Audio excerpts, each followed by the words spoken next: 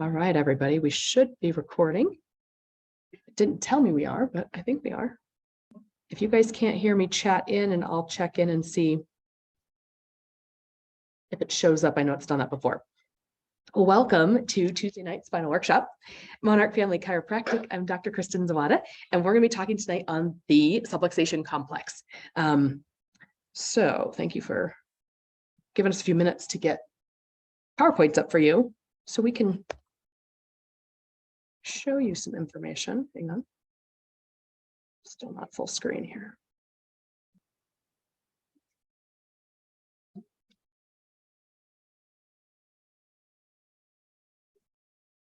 Now it's going. There we go. Yeah, sorry, I wasn't sliding over for me.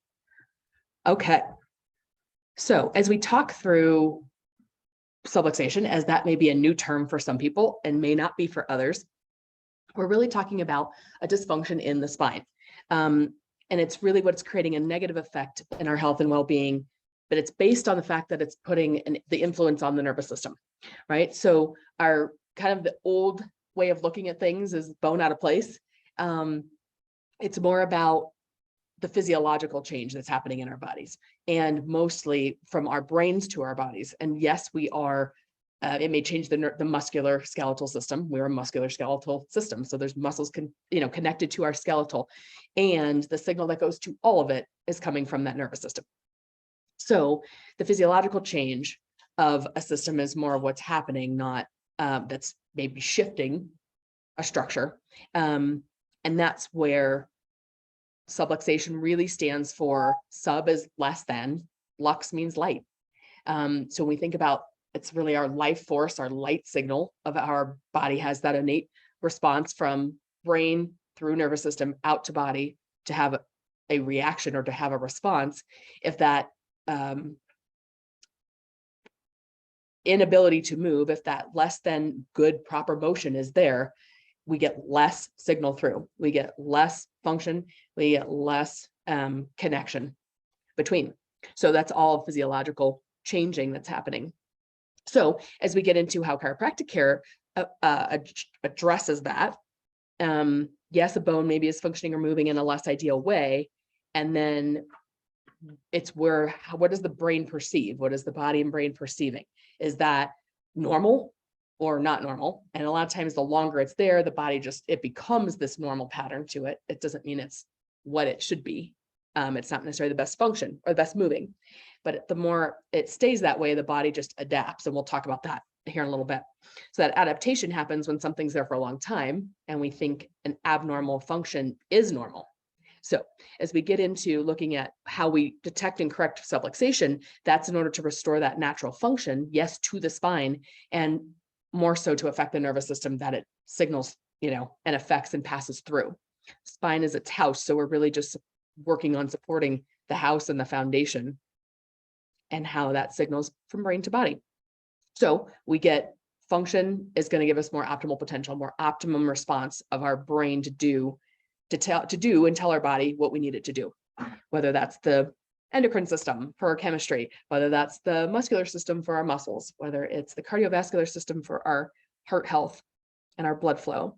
So brain's retaining that ability to adapt. So when we talk about the brain and how that impacts that subluxation, it's because if you're having the more adaptability we have, then the more neuroplasticity we have. So the brain, they say we use less than 10% of what our brain can actually do and process and take on. And so the less we challenge it, the more constant of similar things we do, we create a pattern of just not a whole lot of change or challenge to the brain. And so, plasticity is about creating change and creating the body to be in change, not stay in a stagnant, similar state or place. So I like the analogy that we have here really about like a riverbed or flowing river. I mean, just think about the adaptation that happens there in seasons in Colorado from, there's barely a trickle stream at certain times of the year to then when we have runoff, what happens, when we have the amount of water that comes down from glaciers from the mountains, and we have, class 4, rivers and places that people come out here to raft and to experience. It's a very different change in flow from what it's like another chunk of the year. So that ability to adapt is super important. When the brain can maintain that, and then how we talk about here is like a roadmap, an accurate, up-to-date inner map. So think about it, it's like your brain is your GPS system. And when you have one that's functioning well, and you have one that's, like, say on your phones, uploaded or, downloaded to the right version, I can't tell you how many years I did not trust Google Maps, or I would not use anything, because one time I had rented a car that had never been updated. I was in a different state and I had to get to an airport to catch a flight, and I had no idea the roads, the area, the neighborhoods, nothing. And I was traveling by myself, and the GPS took me to some middle of nowhere. I missed my flight. I had no idea, like, I tried to find a gas station, just tried, but before, when all those things were coming out, it was very hard for me to trust a system after that got me so lost. And again, something that updated, it's just, it knows what it knows, right? It only knew that city up to a certain date, and it was never updated. So if our brain is not maintaining accurate, up to date, in a sense, like inner workings of what's proper, what's correct, what it needs to do in relation to our three-dimensional multifaceted system, then, the location of where we are and where we think we are in space only does us so good, depending on how much it's perceiving and how much it has motion to do the things. So perception of reality is simply what the brain considers to be, right? So your brain's translation and interpretation of all the information it's getting. And it's a lot of from that sensory receptor, in the sense of, we think about our muscles, but it's, our ears, our eyes, our skin is our biggest organ. How much sensory activity we have, the most of it is really on our skin. And so here's a good example of what we interpret. Say if I interpret something as a certain color of an object, it's not always what that is, it's what it's can be influenced by what's around it. A color can look one way to somebody and different to somebody else. A lot of it's all in processing and that perception. There's a lot of cool things out there about that we don't have time to go into tonight, but a lot of research about how, you're also having, based on your past experiences, you may perceive something to be one way, and somebody views it and has not had that same experience or perception of something, and they have a completely different response to what it is you guys are experiencing the same thing in a way, but maybe they have a different expectation because they've had a past experience. Thinking about that with Halloween and the whole month with all the horror movies that have been on, and I had a really horrible experience, and so I never watched that stuff, and it I really have like this adverse reaction to some of those things. And it's been on and flipped on, and I'm thinking about this, my almost 3-year-old watching this and how scary something might be, and he thought it was it came on the channel and got flipped because the remote was sitting there, and he was like, it was funny to him. There wasn't anything scary about it. But my perception and my past experience is very different. So again, how the brain fills those gaps on what it knows or what it's experienced is very different in how we use our senses and how we take that information, and our brain processes that information.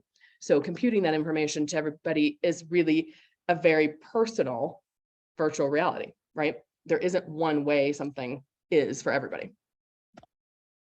So subluxation in your brain. So a vertebral subluxation, so a vertebra that does not move the way it needs to, does not function the way it needs to, allowing and leading to a change of the information that the spine then can send or not send and perceive to the brain, is really what we're addressing when we adjust you. If that segment moves in a way, whether it's more than normal, whether it doesn't have much movement at all, or it's just moving differently from normal, all of those are different versions of subluxation. So it's not just a bone stuck out of alignment or stuck out of place. So for some people, it could be they're very hypermobile, like their movement, their joint and their range of motion is beyond normal. That's another version of the way the body is subluxated. And then again, how that stress upon the system, brain perceives that stress and that stability of where it is in space. So you change the information to the brain, leads to a change within the brain itself. So when the spinal segment, again, doesn't move properly, it influences how the brain perceives and responds to all that sensory information. So again, do we move different? Do we do something different because we don't have that mobility? And we use our senses different. So I love the two pictures that correlate what happens. It's like when we talk about the safety pin. And if any of you have heard the safety pin workshoppers on the safety pin cycle, it's a similar concept, and it's using just a different picture to explain the same thing. So when you have different spinal information, right, some from the brain to the central nervous system, when it leaves the brain, it's got to go and process into what the body does with that information. So if we have a dysfunctional processing system and the integration by the brain and the central nervous system isn't firing on all cylinders correctly, then there's poor control of what the spine and the body can do with that signal that has to go from brain to all your parts and pieces, right? All cell tissues, organs, muscles in the body. So we then not only have poor control of that, but it can then lead to, the longer that control or that mobility or that movement is in dis-ease or dysfunction, then you're going to create pain. It's going to create spasms. It's going to create possible, a breakdown of joints and injuries that way. It'll create inflammation to a joint because it's got either too much movement, too much stress. So the dysfunction is that dis-ease, where that then you start having this abnormal joint movement, which trickles into, the longer that moves different, we start changing where we are in space, what dynamic we have, what our brain perceives as normal and happening, and what isn't normal. So changing the way our brain adapts to that creates that different spinal information sent to the brain and the nervous system. So it becomes a vicious cycle if the signal out, and then more importantly, the signal coming back into the brain isn't computing or isn't hearing what it is either the body needs to do, or it's adapting, it's creating a different adaptation, right? It's doing something different in order to try to carry out that task. So the more and more we do that, we really change what our brain processes and thinks is happening and what it thinks is normal and normal movement. So here, when we take something where we have appropriate processing and integration by the brain and the nervous system, and it gets through clear and it understands the signal, and it then has better control of the spine, which then translates out to the body and all of our parts and pieces, then we have more appropriate joint movement and appropriate spinal movement. And then again, more information sent to the brain from the nervous system. So the signal, it's got to go out, it's got to come back up. So that the body says, okay, here's what I just did, brain, that you asked me to do. And it does it trillion times a day. And so again, the clearer that path and signal, then it's not just, can the brain get the information out to the body properly, but can the body do with that information and process it the way it needs to, and then get it back to the brain to say, yep, thanks, I just did that. Now what do you need? And again, create a normal, whatever version that is for that person, a normal pattern and a normal perception of movement versus an abnormal movement. So what is the adjustment doing with correcting subluxation? It's really about improving brain function. Improve or altering, again, visual acuity, seeing and visual field size, reducing, joint position. We talk about a lot more of the mechanics, a lot of times the mechanical part of things. But again, where is it in space? Does it sense an air? Does the brain have that ability to know where your arm is, where your leg is? Like when you close your eyes, when we do a lot of those tests in your exams, a lot of them are with eyes closed, right? It's like, where does the body think it is when you take away its ability to find the horizon, its ability to, right? So all those different parts of the exams we do, that's for a reason to really be testing the brain. And body can override, right? Our muscles and other activities we can do, especially muscular wise, can override a system that's not firing right. So some of the tests we do, this is perfect time, I think, to talk about kiddos. And when we do some of those reflexes, primitive reflexes, and test kids and adults with different types of things, because if the brain's not perceiving or processing its world right, if it's on overload or it's had in a sense, a sensory error, an error message kind of going through long enough, it just creates this new pattern. It's not necessarily a good pattern, it's just a new pattern, and it can be somewhat of an abnormal. And so where you think you are in space, what your body can kind of override doing with different muscles, it can't do when we take certain things out of the equation. When you say close your eyes for certain movements, or we test the system in different sensory ways. If the brain's on overload, it can't override it with muscles to try to do it the right way. So there's a lot of those tests that are really great to see when there's trauma, when there's been a change in the structure, when there's been a change in how us not seeing something shift in process in a different way, or that's delayed. Sometimes it's that we're taking some steps forward and we need to go back and look at, are there some things that the brain can't integrate right? And once it can, then the rest of things come alongside of it and start to shift. So altering your brain processing, and that decreases your reaction time. So again, it creates a slower system. Altering the spinal cord reflex excitability is just, again, if it's not getting proper information, it can get overexcited, it can get underexcited, if you will, and just not behave in the way it's supposed to. So that can show up as a heightened response, a heightened sympathetic nervous system, a heightened sensory response, or can go into dropping into almost like a dormant response where it doesn't respond.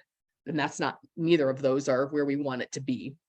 So again, changing specific messages that get sent to the muscles from that central nervous system is what changes when that signal clears, right? So changing a specific message when we remove that subluxation and improve that brain's function, we will see things like increased strength. We will see it in multiple places in the body, not just in the legs. And then same thing, you see less of or prevention of a lot of fatigue developing. If the brain can function better and understand and process its world better, we don't get into such a fatigued mode or state as easily. So when we test systems and they show fatigue, it means the brain's been overworking for a while and it's not able to process its world. So I went through those really fast because I really think it's more about, how do we see that? How do we see it in our communities? How do we see it in people we know? Because one of the first things we talk about is people experience pain. A lot of times that's where, when people come to us or when they think it's time to get something done. But I think I want to challenge you to think about who you know. And is it a struggle with movement, motion, certain activities? Like we talked, like there, how it associates back to the brain is the bigger picture. So the struggles you may see isn't necessarily low back pain, headaches, migraines, but somebody that's memory recall, retention is really poor or hard, really struggles, with a lot of like kind of that brain fog, that ability to process. It can be things like equilibrium, balance, based on basically, again, when sensory systems are off, brain doesn't know where it is in space in relation to the three-dimensional body we live in, that can send a lot of signals of like vertigo or a balance issue or things like that. And then ultimately, like we were just describing, a sensory overload. The system is in a state of dis-ease and the sensory system's overworked. And so we can see that as very heightened sensory responses. For kids, that can be things like mood, attention, sleep issues, issues concentrating and paying attention in class, maybe acting out at home. A lot of that is, again, a sensory overload or a brain not being able to process its world as well. And it just gets jumbled and confused, and it sends it into a different state of dis-ease, really. And so all those symptoms are an effect of that poor perception of the brain to the body. So again, what we call the subluxation complex. And that can be one way in which we can support people and having a higher expression of life, higher expression of just their day-to-day, especially for kids, higher expression of just thriving and getting through all the things they have to do as kids, right, to become an adult. So when their systems are on overload, it's really hard for them to thrive and hit milestones and feel like they can do that naturally and comfortably. And then on top of that, say, throw in being a teenager, throw in hormones, throw in all the other things, right? It can cause for a lot of disruption in their systems, and a lot of just, again, how much can their brain handle? As adults, we start to be able to, again, override things and sort of compartmentalize. A younger brain doesn't have the ability to really do that. So you may see things different in a kiddo who has subluxation and stress than you see in how an adult presents it in their world. But I think there's a lot of things that we could pull maybe at certain times in our life, right? Each one of us from this list. And so I just challenge that, how can we support people in our world, our life, and our community? Because most of this is coming from some version of subluxation, right? Less light being expressed out their nervous system and more stress on their brains. So I don't have more in-depth data I want to necessarily go through with this slideshow or this presentation. And I think just more keeping it simple, keeping it about how everything works together, how everything connects. And so thinking about it more than just musculoskeletal system, just bone out of alignment. Yes, we're adjusting your spine, but it's because it is the house and the protection of the most delicate system in our body. And we only get one of them, right? There's no way to replace and upgrade or add parts and pieces to our spine or our nervous system. What we were born with is what we get. So protecting it for our lifetime is our job to keep it healthy as long as we possibly can, right? So thank you for joining us tonight on the subluxation complex and being here with us in office today, some of us too. It's lovely to have you more in person. So I will pause the actual sharing here of the recording. And if anybody wants to